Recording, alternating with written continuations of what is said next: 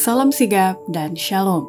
Renungan kita pada hari ini, Minggu 6 Maret 2022, berjudul Dia akan menuliskan hukumnya dalam hati kita.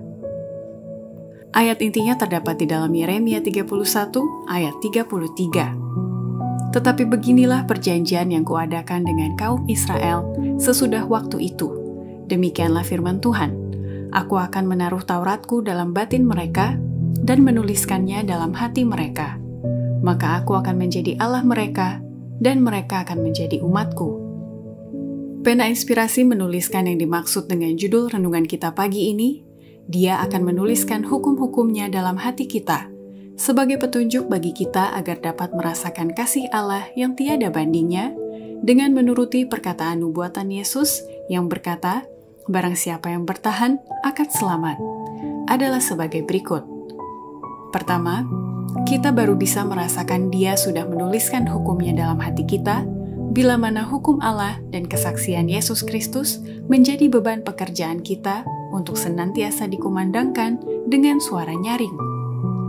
Kita satu dalam iman, dalam kebenaran dasar firman Allah, dan satu tujuan haruslah selalu dipandang, yaitu keselarasan dan kerjasama harus dipertahankan tanpa persetujuan satu prinsip kebenaran.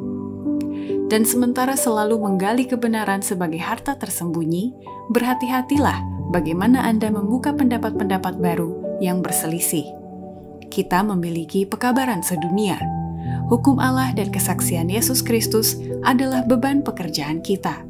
Untuk memiliki kesatuan dan kasih akan satu sama lain adalah satu tugas agung yang sekarang akan dilaksanakan.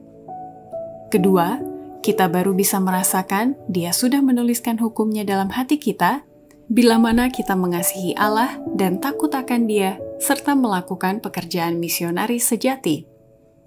Rasa simpati antara seorang dengan sesamanya manusia menjadi tanda yang membedakan mereka yang mengasihi Allah dan takut akan Dia dari mereka yang tak peduli akan hukumnya.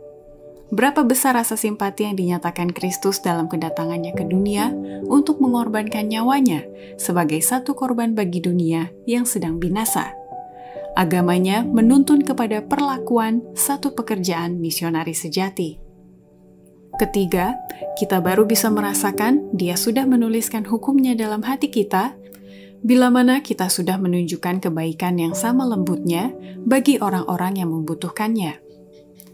Kemudian Yesus berkata kepadanya, "Pergilah dan perbuatlah demikian.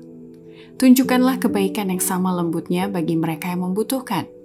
Dengan demikian, engkau memberikan bukti bahwa engkau memelihara hukum secara keseluruhan." Keempat, kita baru bisa merasakan Dia sudah menuliskan hukumnya dalam hati kita, bila mana kita telah menyadari bahwa sesungguhnya tidak ada maksud Yesus untuk mengesampingkan segala aturan-aturan hukumnya. Pecinta manusia dan pemberi hukum itulah yang menyatakan bahwa maksudnya bukanlah untuk mengesampingkan aturan-aturannya. Segala sesuatu dalam alam, dari butir debu, dalam sinar matahari, hingga ke dunia-dunia di tempat yang tinggi, adalah di bawah hukum. Demikianlah renungan kita pada hari ini. Kiranya Tuhan memberkati kita semua.